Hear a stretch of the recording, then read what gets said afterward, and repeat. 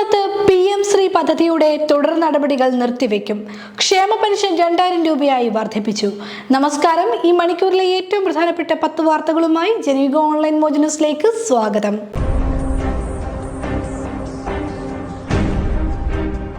സംസ്ഥാനത്ത് PM ശ്രീ പദ്ധതി നടപ്പാക്കുന്നതിനുള്ള തുടർ നടപടികൾ നിർത്തിവെക്കുമെന്ന് മുഖ്യമന്ത്രി പിണറായി വിജയൻ.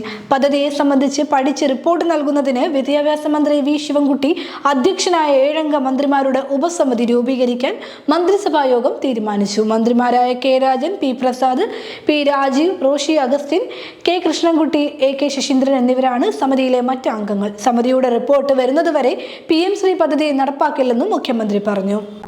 സംസ്ഥാന സർക്കാർ നൽകുന്ന ക്ഷേമ പെൻഷൻ 2000 രൂപയായി വർദ്ധിപ്പിച്ചു. 1600 രൂപയാണ് നിലവിൽ ക്ഷേമ പെൻഷൻ അനുവദിക്കുന്നത്.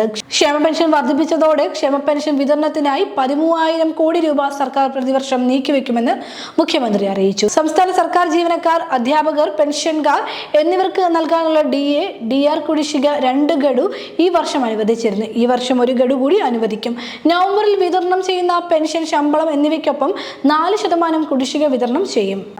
PM ശ്രീ വിഷയത്തിൽ വിജയത്തിന്റെയോ പരാജയത്തിന്റെയോ കണക്കെടുക്കാൻ CPI ഇല്ലെന്ന് സംസ്ഥാന സെക്രട്ടറി ബിനോയ് വിശ്വം. CPI നിലപാടിന്റെ വിജയമായി കണക്കാക്കിക്കൂടെ എന്ന മാധ്യമങ്ങളുടെ ചോദ്യത്തോട് പ്രതികരിക്കുകയായിരുന്നു അദ്ദേഹം. വിജയത്തിന്റെ കാര്യമാണ് പറയേണ്ടതെങ്കിൽ ഇത് LDFന്റെ വിജയമാണ്, ഇടതുപക്ഷ ഐക്യത്തിന്റെ വിജയമാണ്, ഇടതുപക്ഷ ആശയത്തിന്റെയും രാഷ്ട്രീയത്തിന്റെയും വിജയമാണെന്ന് ബിനോയ് വിശ്വം വ്യക്തമാക്കി.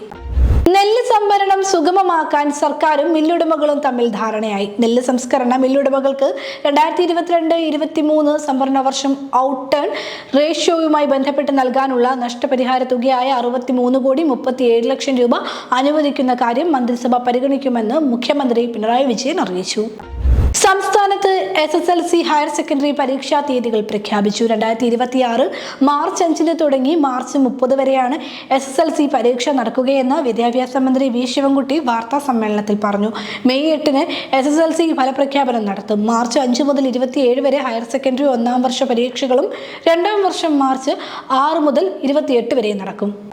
കേരളത്തിൽ കോൺഗ്രസിന് മുഖ്യമന്ത്രി സ്ഥാനാർത്ഥി ഉണ്ടാകില്ലെന്നും സ്ഥാനാർത്ഥി നിർണയം വിജയസാധ്യത മാത്രം നോക്കിയാകുമെന്നും ഹൈക്കമാൻഡ്. മുഖ്യമന്ത്രിയാകുവാൻ നിരവധി പേർ രംഗത്ത് വന്ന സാഹചര്യത്തിലാണ് KPCC നേതൃത്വത്തിന് ഹൈക്കമാൻഡ് മുന്നറിയിപ്പ് നൽകിയത്. KC Venugopal, Sasi Tharoor, K Sudhakaran, VD Satheesan, Ramesh Chennithala തുടങ്ങിയവരാണ് മുഖ്യമന്ത്രി സ്ഥാനം ലക്ഷ്യമിട്ട് കോൺഗ്രസിൽ ചരടുവലി ശക്തമാക്കിയത്.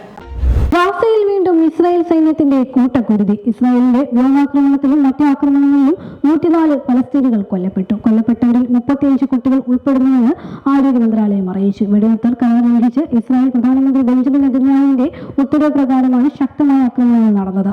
വെടിനിർത്തൽ കരാർ ഇസ്രായേൽ പാലിക്കാൻ തുടങ്ങിയെന്ന് പിന്നീട് പ്രഖ്യാപിച്ചെങ്കിലും ആക്രമണ മേഖലയിൽ വലിയ നാശനഷ്ടങ്ങൾ വരുത്തിയിട്ടുണ്ട്. വായു മലിനീകരണം രൂക്ഷമായ രാജ്യതലസ്ഥാനത്ത് കൃത്രിമ മഴ പെയ്യിക്കാനുള്ള ഡൽഹി സർക്കാരിന്റെ ക്ലൗഡ് സീഡിംഗ് പരീക്ഷണം പരാജയപ്പെട്ടു. കാൺപൂർ IITയുമായി സഹകരിച്ച് വ്യാഴാഴ്ച പകലായിരുന്നു പരീക്ഷണം നടത്തിയത്. ഇതിനായി ഏകദേശം 1.2 കോടി രൂപയോളം ചെലവിട്ടിരുന്നു. കടുത്ത വ്യാപാര യുദ്ധം നിലനിൽക്കെ US പ്രസിഡന്റ് ഡൊണാൾഡ് ട്രംപും ചൈനീസ് പ്രസിഡന്റ് ഷീ ജിൻപിങ്ങും കൂടിക്കാഴ്ച നടത്തും. ദക്ഷിണ കൊറിയയിൽ നാളെ നടക്കുന്ന ഏഷ്യൻ പസഫിക് സാമ്പത്തിക സഹകരണ ഉച്ചകോടിയിടെയാണ് ഇരു നേതാക്കളും തമ്മിലുള്ള കൂടിക്കാഴ്ച. മണിപ്പൂരിൽ വീണ്ടും അശാന്തി പടർത്തി കൊലപാതകങ്ങൾ. തെക്കൻ ജില്ലയായ ചുരാചന്ദ്പൂരിലാണ് കുക്കി ഭീകരവാദികൾ ഗ്രാമമുഖ്യനെ കൊലപ്പെടുത്തിയത്. ഗ്രാമമുഖ്യനായ ഹാവോകിപ്പ് ആണ് മർദ്ദനമേറ്റ് മരിച്ചത്. ജനയുഗ ഓൺലൈൻ മോജ് ന്യൂസിലൂടെ വീണ്ടും കാണാം. കൂടുതൽ വാർത്തകൾക്കും വീഡിയോകൾക്കുമായി ജനയുഗത്തിന്റെ വെബ്സൈറ്റ്, YouTube ചാനൽ സന്ദർശിക്കുക.